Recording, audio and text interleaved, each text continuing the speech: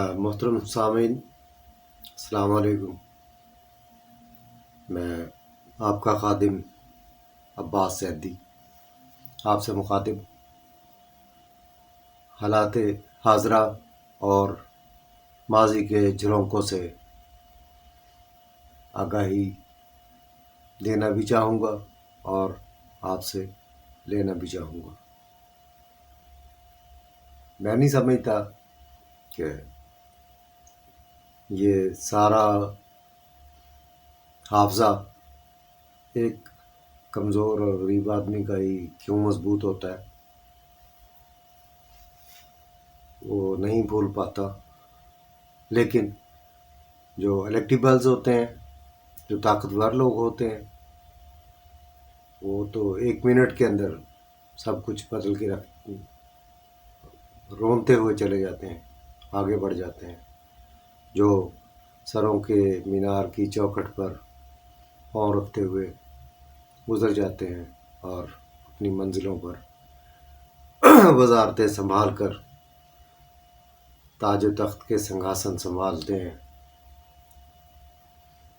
تو میں آج تذکرہ سن رہا تھا فیصل صالح حیات کا۔ فیصل صالح حیات متعدد بار جنگ سے پیپلز پارٹی کے ٹکٹ پر MNA بنے اور پیپلز پارٹی ہی ان کا اوڑھنا بچھونا تھی۔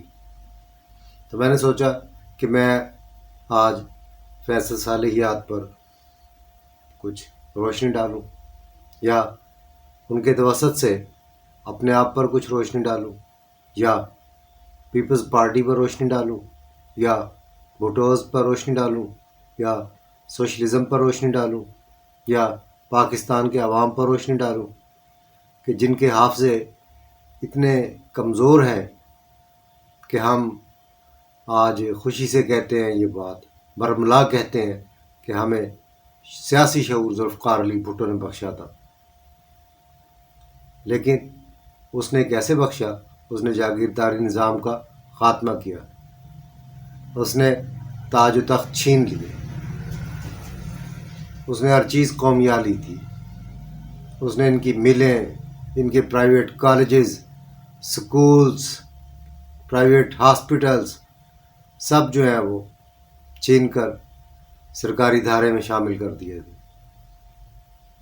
اور غریب مزدور کو اس کروڑوں اربوں کی مل کا حصے دار شیئر ہولڈر بنا کر رکھ دیا تھا۔ یہ سیاسی شعور تھا۔ یہ نہیں تھا کہ تمہیں پناہ گاہیں بنا کر دے دوں گا یا تمہیں کٹے بچے دے دوں گا۔ یہ سیاسی شعور نہیں ہوتا۔ سیاسی شعور وہ تھا جو بھٹو صاحب دے گئے تھے۔ سیاسی شعور وہ تھا جو ایشیا کی سب سے بڑی سٹیل مل رشیا سے لے کر ہمیں دے گئے تھے۔ سیاسی شعور وہ تھا جو ایٹمی پروگرام کی بنیاد رکھ گئے تھے۔ سیاسی شعور وہ تھا جو 74 میں پوری اسلامی دنیا کو لا کر یہاں لاہور میں اکٹھا کر دیا تھا۔ وہ سیاسی شعور تھا۔ لیکن وہاں بھی تب بھی جو ورکرز کا استحصال ہوا وہ بھی کانوں میں گونجتا ہے، اور وہ الفاظ بھی کانوں میں گونجتے ہیں کہ جب بھٹو صاحب یہ کہہ رہے تھے، میاں والی جیل کے اندر بند تھے اور ایئر مارشل اصغر خان نے ایک عوامی مقبول ترین تحریک چلائی ہوئی تھی، تحریک استقلال کے پلیٹ فارم سے۔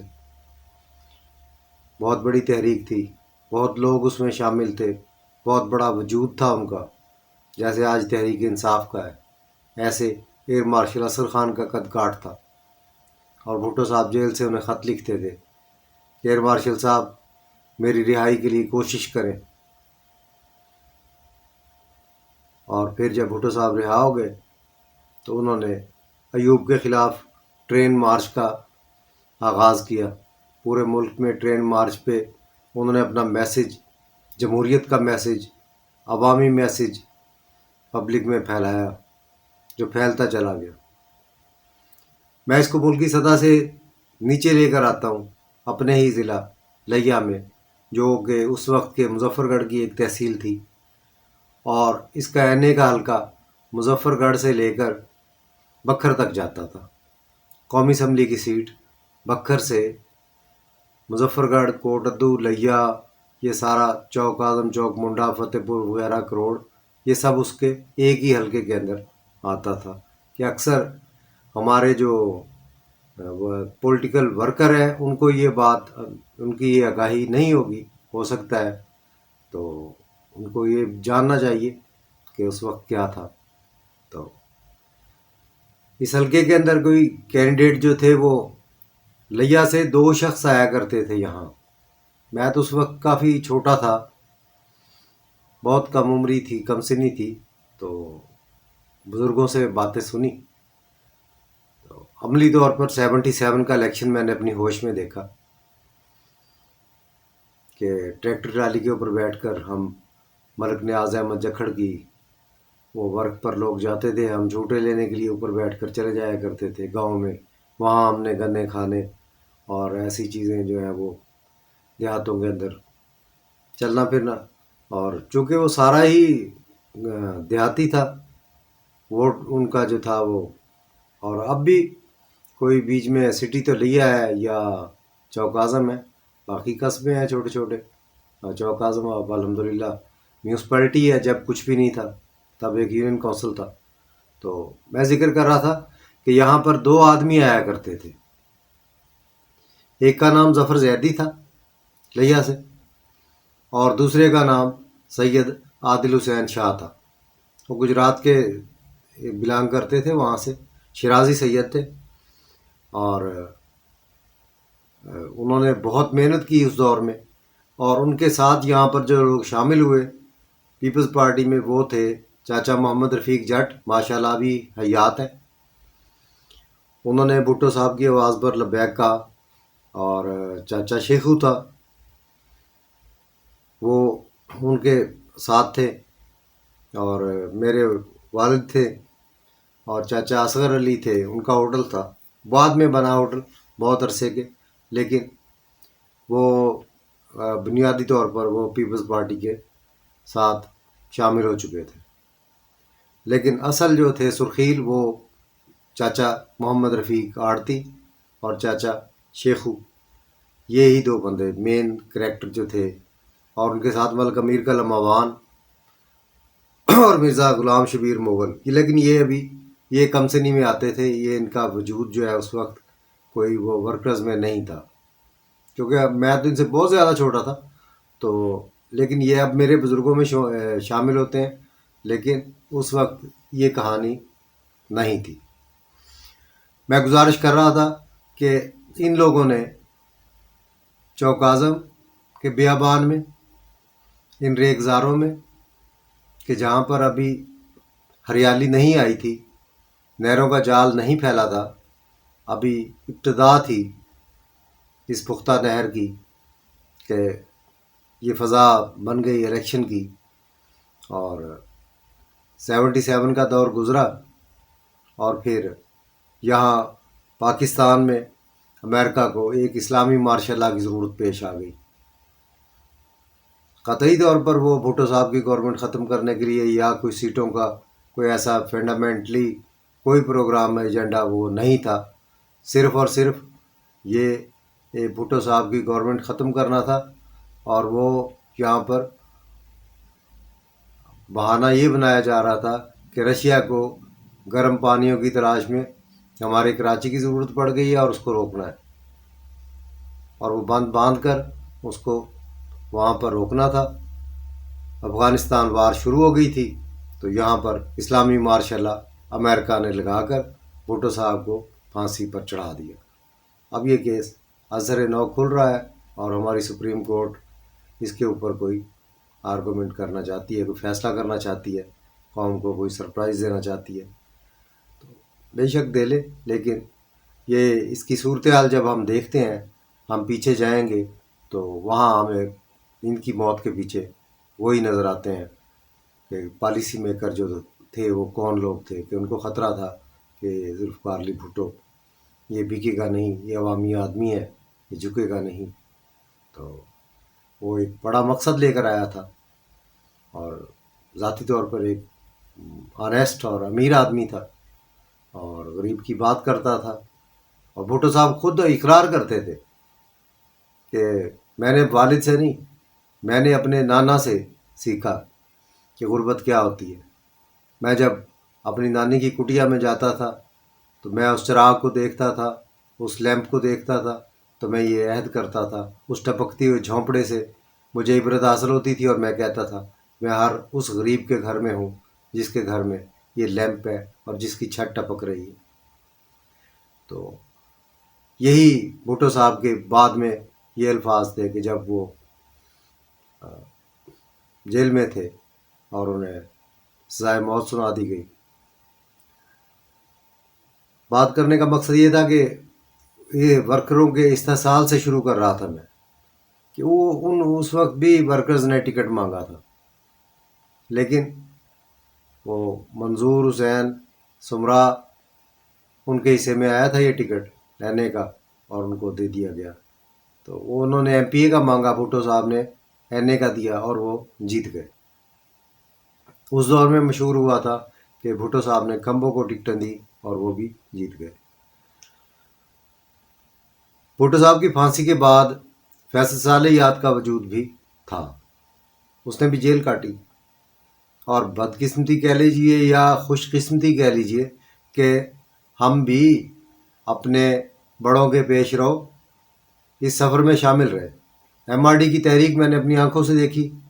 مجھے یاد ہے 83 میں اے آر ڈی میں مولانا فضل الرحمان لیا رات کے وقت جلسہ تھا ان کا، وہ تشریف لائے، 12-1 بجے کا ٹائم تھا، اور ہم ایک ڈالے کے اندر بیٹھ کر جو ہے یہاں سے چوک اعظم سٹی سے لوگ، یہ کافی سارے مذہبی لوگ تھے، ان میں سیاسی لوگ 1-2 ہی تھے صرف، کہ جو خطاب سننے کے لیے گئے تھے مولانا فضل الرحمان کا، کہ وہ ان کے والد جو تھے وہ تو بھٹو کی پھانسی میں پیش تھے، لیکن فضل الرحمان جو تھے وہ پیپلز پارٹی کے ساتھ الحاق کر لیا تھا انہوں نے مارشل لاء کے خلاف، جبکہ جماعت اسلامی مارشل لاء کی گود میں جا بیٹھی تھی۔ انہوں نے 11 سال مزے لوٹے اور خوب انجوائے کیا اقتدار کو۔ تو ہم اس تحریک کے اندر ایئر مارشل اصغر خان بھی شامل ہو گئے تھے بعد میں، انہوں نے بھی چوک اعظم کا دورہ کیا سٹی کا، ان کے ساتھ بھی ڈائیلاگ ہوئے، ان سے بھی ملاقاتیں ہوئیں، اور ہم نے دیکھا سارا سفر سیاسی کہ کیسے آتے ہیں لوگ اور کیسے کیا اس میں نشیب و فراز ہیں، کہ وہ سمجھاتے تھے اور ہم ان سے سیکھتے تھے، سیکھتے سیکھتے ہم بڑے ہوتے چلے گئے۔ لیکن آج جو پیپلز پارٹی میں بڑے شامل ہوئے ہیں ان سے لگتا ہے کہ وہ ہزار سال کے ہیں اور ہم 10 سال کے ہیں، کہ ہم نے تو کچھ بھی نہیں دیکھا، کہ وہ سارے جو ضیاء الحق کے دور کے اندر وہاں تھے وہ ادھر آ گئے۔ اور بات کرنے کا مقصد تھا کہ فیصل صالح یاد کسی کو نظر نہیں آیا، اور جہانگیر بدر کے کوڑے سب کو نظر آ رہے تھے، اور جہانگیر جیسے فاروق لغاری صاحب یہ ڈیرہ ڈویژن کے صدر تھے پیپلز پارٹی کے، اور ڈیرہ ڈویژن اس وقت نہیں تھا، ضلع ڈیرہ غازی خان ملتان کی ایک ضلعی کانسٹیچوئنسی تھی، اور فاروق لغاری صاحب اپنے قبیلے کے سربراہ تھے، اور ڈیرہ غازی خان کوئی اتنا بڑا سٹی نہیں تھا جہاں پر کوئی بڑا نامور ہوٹل ہی نہیں تھا۔ شالیمار ہوٹل بھی صدر اس فاروق لغاری بننے کے بعد میں وہ قائم ہوا، اس سے پہلے وہاں پر کوئی کام کا ہوٹل تھا ہی نہیں، کہ اتنا پرانا سٹی ہے، لیکن وہاں پر ڈھابے تھے، ان ڈھابوں پہ ہم جا کر کھانا کھایا کرتے تھے، اور اکثر وہاں آنا جانا رہتا تھا، وہاں میری سسٹر کا گھر تھا، اس حوالے سے جاتا رہتا تھا ڈی جی خان میں۔ تو وہاں پر وہ اٹامک انرجی کمیشن بنی، کچھ رونق اس سے آئی، بعد میں جب صدر کو فاروق لغاری کو پریزیڈنٹ بنا دیا محترمہ بے نظیر بھٹو نے، تو اس کی کایا ہی پلٹ گئی، اور وہ 90% کے 80% کہہ لیجیے آپ، وہ سارے دبئی اور ادھر سعودی عرب دوسرے جو کنٹریز ہیں ان میں جاب کے لیے وہ لوگ چلے گئے۔ محنت کش لوگ تھے، انہوں نے اپنی اپنی جگہ بنائی، اپنی قابلیت دکھائی، اور اپنا اپنا کام دھندہ کیا اور خوب پیسہ کمایا۔ بات کرنے کا مقصد یہ کہ وہ لغاری صاحب کھروں کو پیپلز پارٹی میں قدم نہیں جمانے دیتے تھے۔ کیونکہ ان کو پتہ تھا، وہ جانتے تھے کہ اگر کھار پیپلز پارٹی میں واپس آتا ہے تو ہماری چھٹی ہوتی ہے ڈیرہ غازی خان سے، کیونکہ ڈیرہ غازی خان اور مظفر گڑھ کی ایک ہی جتنی سیٹیں تھیں۔ ان کو پتہ تھا کہ یہ مظفر گڑھ میں کلین سویپ کر لے گا تو ہماری ویلیو ختم ہو جائے گی۔ یہی سوچتے ہوئے کچھ ملتانی پیروں نے بھی یہی کچھ ہی کیا کہ اپنی اپنی جو ہے اجارہ داری برقرار رکھنے کے لیے اپنی پارٹیوں کو داؤ پر لگا دیا، اور پارٹیاں داؤ پر بڑے مزے سے لگ گئیں۔ سوال یہ پیدا ہوتا ہے کہ پیپلز پارٹی چھوڑ کر الیکٹیبلز کیوں گئے؟ وہ کوئی الیکشن جیتنے کے لیے نہیں گئے تھے، یہ استحصال ہوا تھا، ان کے ساتھ زیادتیاں ہوئی تھیں۔ ملک نیاز جکھڑ لئیے سے اگر گیا تو اس کے ساتھ بھی زیادتیاں کی ہیں انہوں نے۔ وہ چند سو سے اس کو جبراً الیکشن ہروایا گیا، اور چند سو سے سردار بہادر خان کو الیکشن ہروایا گیا، اور انہوں نے احتجاج کیا، زرداری صاحب کو کالیں کی کہ جناب دیکھو ہمارے ساتھ زیادتی ہوئی ہے، ہم اتنے ہزار سے جیتے ہیں اور یہ چند سو سے ہمیں جو ہے الیکشن ہروا رہے ہیں، یہ ہمارے ساتھ دھوکہ کر رہے ہیں، تو آپ ہماری آواز بلند کریں۔ تو زرداری صاحب کی اسٹیٹمنٹ تھی کہ اگر یہ 2 سیٹیں تم جیت بھی جاؤ تو اس سے ہماری مرکز میں حکومت بن جائے گی، چھوڑو اگلی بار ایسے ہی تم جیت جاؤ گے۔ یہ سیاست تھی،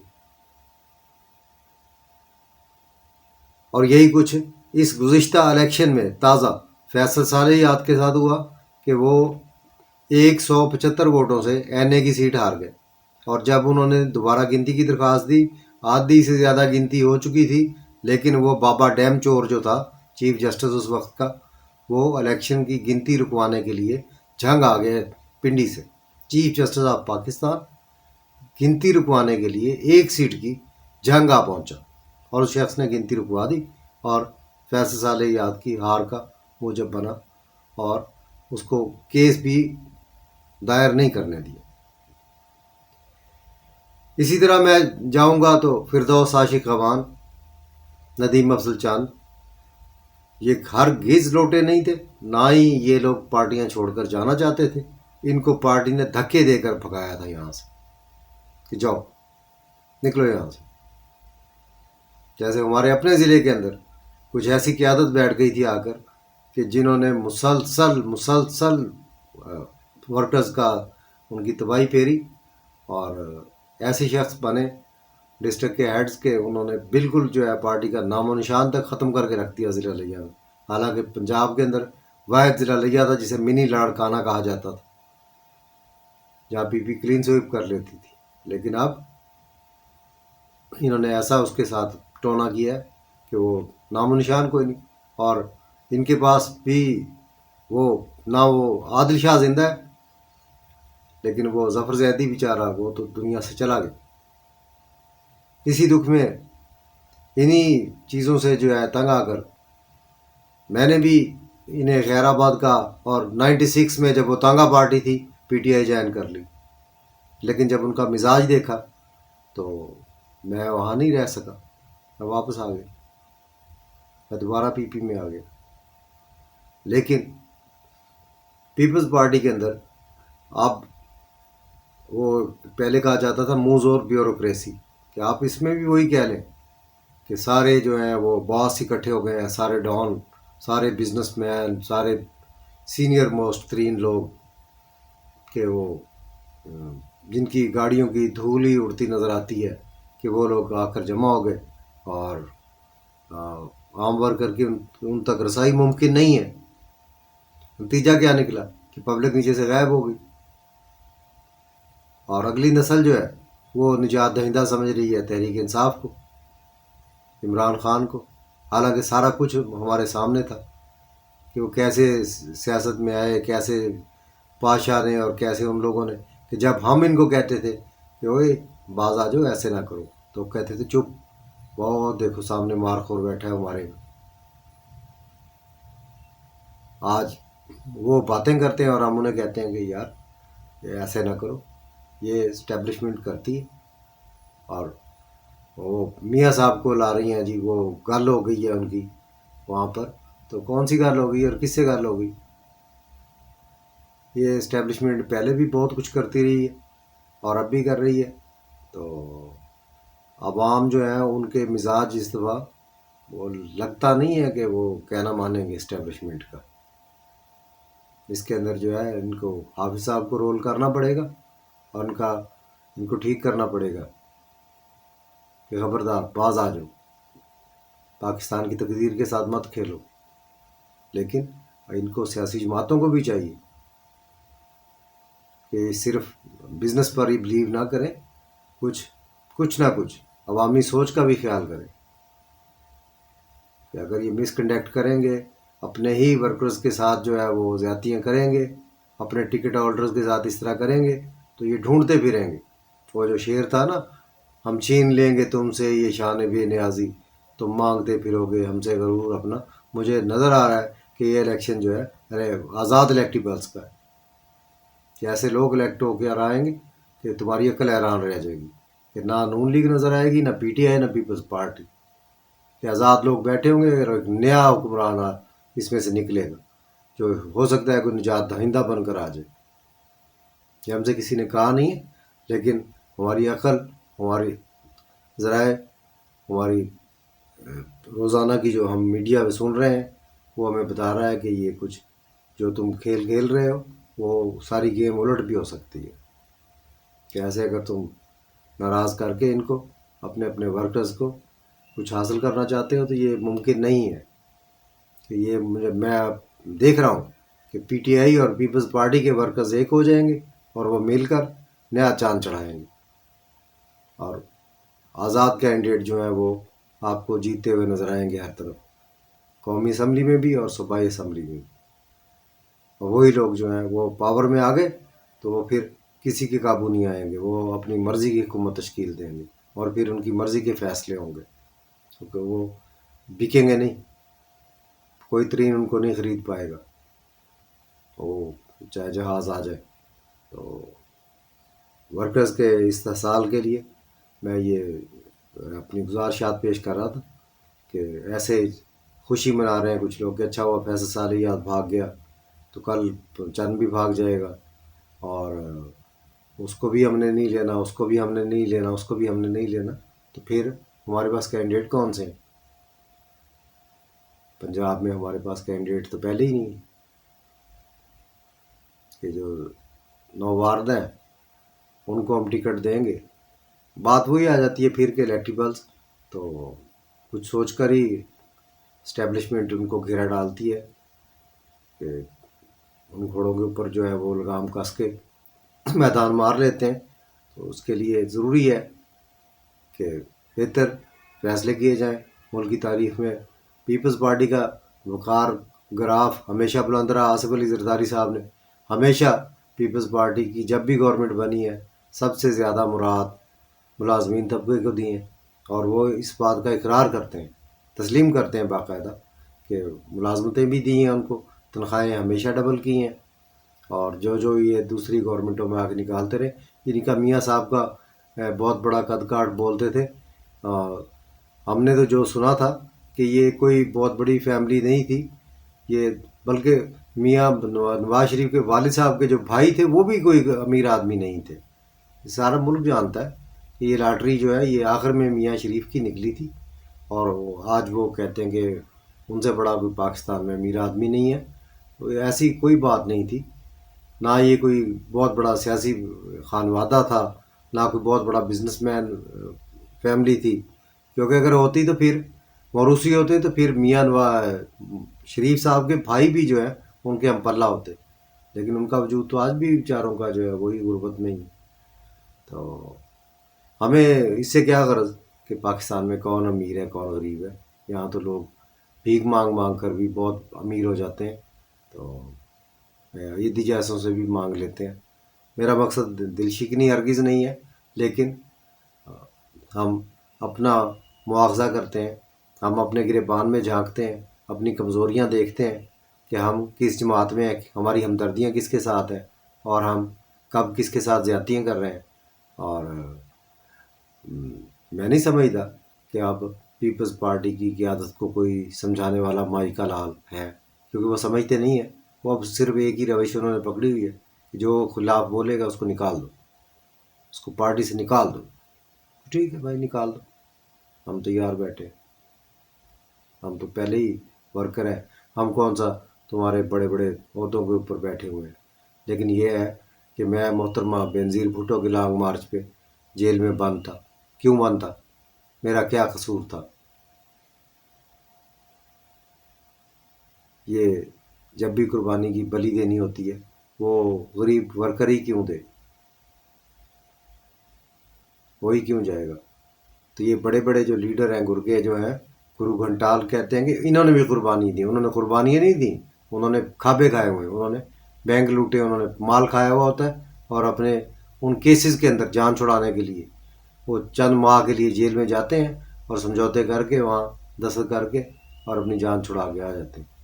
قربانی ہمیشہ غریب ورکر ہی دیتا ہے۔ وہ قربانی دینے نہیں گئے تھے، وہ تو اپنے مال ہضم کرنے کے لیے گئے تھے وہاں سے۔ تو میرے خیال میں پتہ نہیں کسی کو میری ان باتوں کی سمجھ بھی آتی ہے یا نہیں آتی کہ میں نے کیا کہا ہے۔ تو میں معذرت کے ساتھ اگر کوئی تلخ جملہ میں نے کسی کی شان میں کہہ دیا ہے تو میں اختتام کروں گا اس کا۔ چلو شکر ہے کہ ایک پلیٹ فارم تو مل گیا ورکر کو کہ جہاں کھڑا ہو کے وہ اپنی بات کر سکتا ہے اور ورکرز کو اپنا پیغام پہنچا سکتا ہے۔ ورکرز کو چاہیے کہ ایسی باتیں سنیں اور اس کو آگے پھیلائیں تاکہ پبلک میں وہی بھٹو صاحب والا شعور پھیلے، وہ دوسروں کا نہ پھیلے نقلی۔ تو ان الفاظ کے ساتھ اجازت چاہوں گا۔ خدا حافظ۔